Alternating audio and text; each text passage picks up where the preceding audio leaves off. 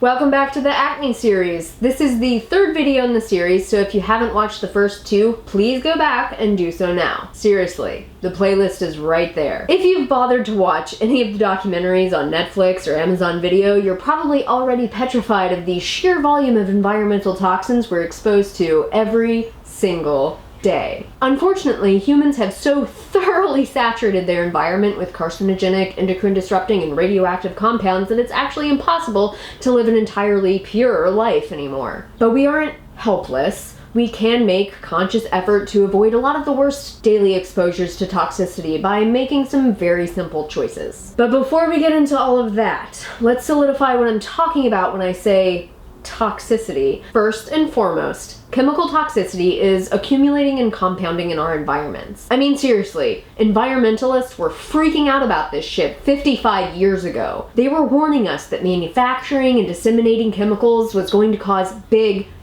problems. And it has. We dump trillions of gallons of pesticides, herbicides, fertilizers, cleaners, industrial pollutants, motor exhaust, and other chemical nastiness into our life-sustaining environment every single year. This stuff is full of weird-ass compounds that our bodies can mistake for our own hormones. It's full of heavy metals that gets lodged in our nervous system and all kinds of other awful stuff. And we're still doing it. I mean, there are no signs of stopping. Many of these chemicals and compounds are carcinogenic, i.e. they cause cancer. Many are hormone disruptors, meaning that they affect the way our bodily systems are able to communicate with other systems, which wreaks havoc. And virtually all exposure to toxicity elevates levels of chronic body-wide inflammation. All of those are big problems for acne. It may not seem obvious, but it is. Because when we're exposed to these toxins, they either have to be purged from the body or stored. The major detoxifying systems of your body are the liver, kidneys, lymphatic system, and skin. So let's start with the liver. The liver is an incredible organ. It is unbelievably resilient. When you consume food, which contains nutrients and toxins, those are absorbed via the stomach and intestines directly into the bloodstream. All of that blood from your digestive tract is routed directly to your liver. And that's totally fine because your liver can handle the load of nutrients and toxins, assuming you're eating biologically appropriate foods, not pickling yourself with chemicalized junk. Because here's the thing.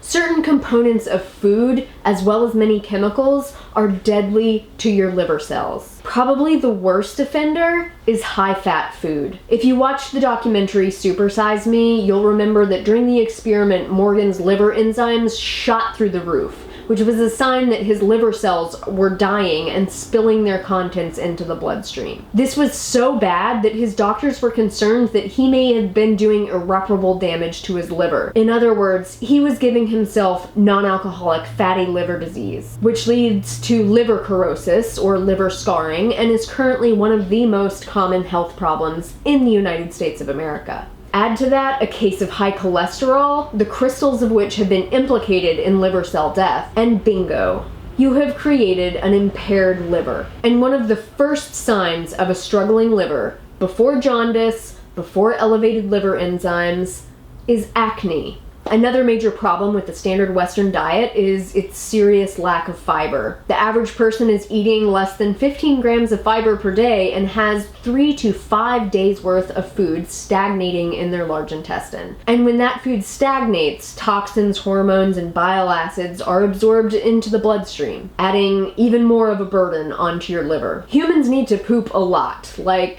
at the very least 2 to 3 times a day would be ideal. You gotta flush that shit out, literally and naturally. You don't need a colonic, you need sweet potatoes. But your body isn't just relying on your liver. There are other systems to help out. One of which starts with the kidneys. The 2 million filtration units in your kidneys, called nephrons, work tirelessly to filter your blood and maintain a nearly perfect balance of fluids and electrolytes, like sodium, potassium, calcium, magnesium, etc. And those filtration units do a damn good job. But here's the thing. Much like the liver, common components of our daily diet are toxic to our kidneys. High-fat diets definitely an issue, as are diets that are high in processed foods and thus sodium, as well as high cholesterol diets. But the main culprit with kidney stress and underfunction is dietary protein. When you eat protein-rich foods, especially highly acidic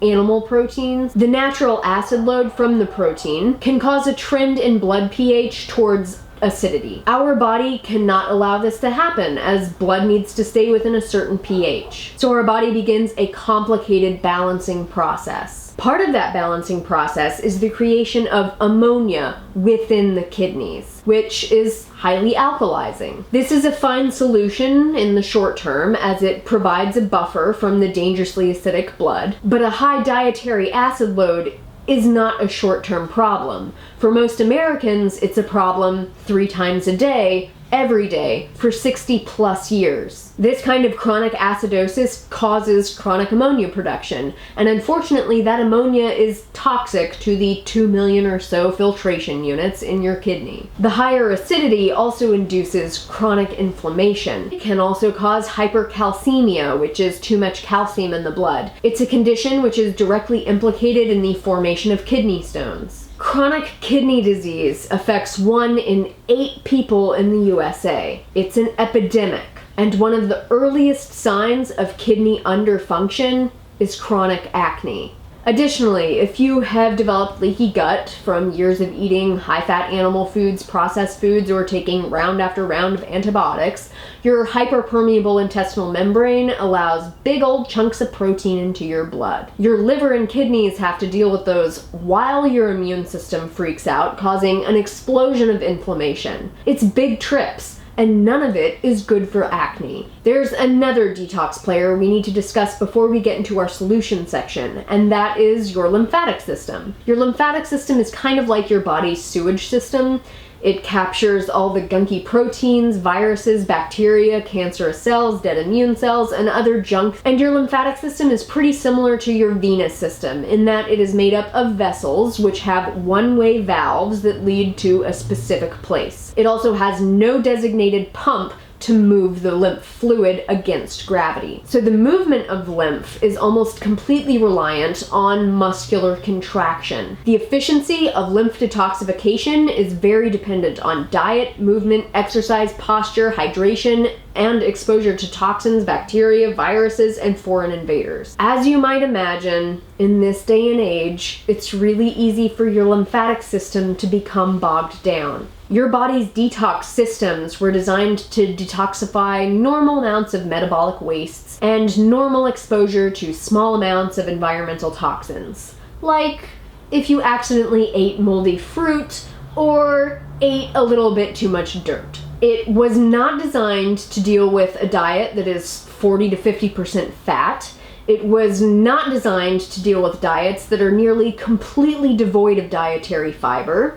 It wasn't designed to deal with daily exposure to Roundup, residual environmental DDT, and the novella length of chemicals and heavy metals that are found in secret deodorant. Can't cope with all this. And there's one more major source of toxins we need to discuss, and that's living and dead bacteria. There are more bacteria cells in and on our body than there are human cells. The human cells just happen to be bigger. The interesting thing about bacteria is that the reason bacteria can be either good or bad largely depends on what the bacteria's metabolic wastes are. Another way to say this would be, it depends on whether or not bacteria poop is good for us or toxic to us. The beneficial bacteria in our gut, their poop nourishes our intestinal membranes, but we aren't always exposed to the right kind of bacteria. And the main avenue we're exposed to pathogenic bacteria is through the food we eat, namely animal foods, which are densely populated by bacteria. This is why we have to cook animal foods so thoroughly. It kills most of the bacteria.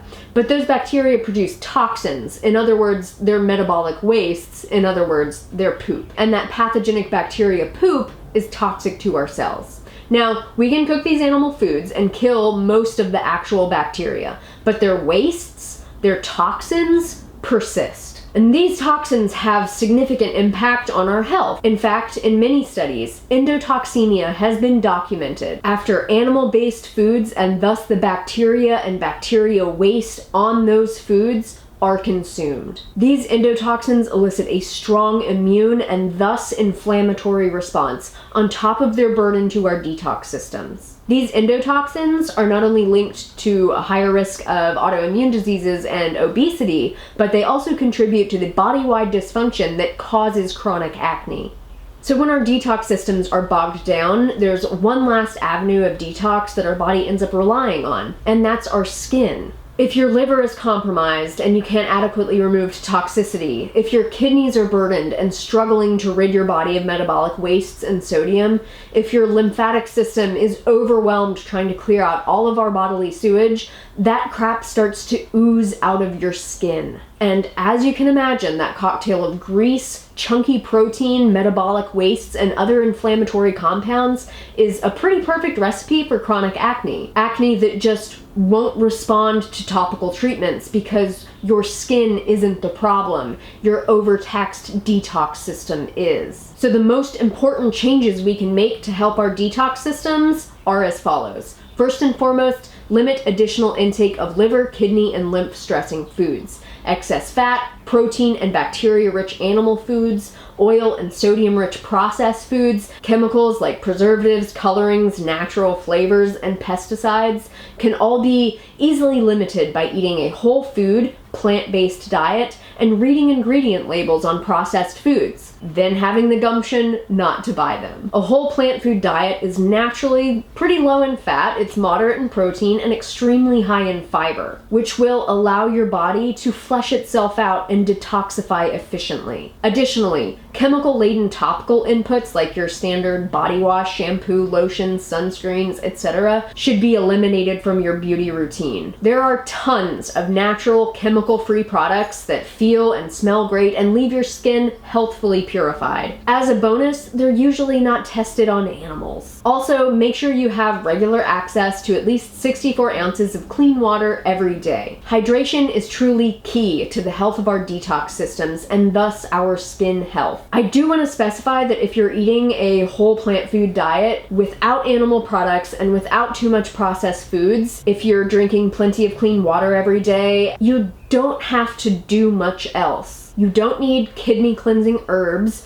you don't need a liver detox kit, you don't need to chug olive oil and vinegar to flush out your gallbladder, and you definitely don't need to do that waste of willpower that is the master cleanse. A whole plant food diet will adequately cleanse you day in, day out. In fact, it'll cleanse you a whole heck of a lot better than any of that gimmicky master gallbladder detox flush cleanses could ever do. All those fasts and cleanses do is starve your beneficial bacteria and slow your metabolic rate. Just eat real food. Eat fiber-rich whole grains, legumes, root vegetables, antioxidant-rich fresh fruits and vegetables, and small amounts of mineral-rich nuts and seeds. If you want more information on the type of diet I'm talking about, please watch my other videos, especially this one, and explore the links I've provided down below. If you have time, read the books I recommend, and feel free to ask questions in the comments section below. Before we wrap up, I do want to provide one disclaimer. When you switch your diet, it takes time to regain kidney, liver, and lymphatic function, and thus it takes time for your skin to clear. Additionally, once the toxins stop pouring in, your body will start trying to get rid of all of those toxins that have been stored in your tissues for so many years. Your soft tissues, your bones, your fat tissue will slowly be cleared out of toxins, and unfortunately, these toxins can cause detox breakouts. It usually lasts like 6 to 8 weeks, but if you were in a particularly impaired state beforehand, it could last longer. I'm sorry, it sucks, it's not fair, I know, but it is what it is, and this detox breakout is just what your body has to do to get rid of the junk that's been gumming up your works all these years. And trust me, the detox breakout is better than the alternative of continuing to consume and store these disease-causing compounds. And so concludes Chapter 2. Please thumbs up this video if you've learned something and leave all questions and comments down below. Until next time, make better choices for yourself and take really, really good care. I will see you in Chapter 3, Hormonal Health and Chronic Acne.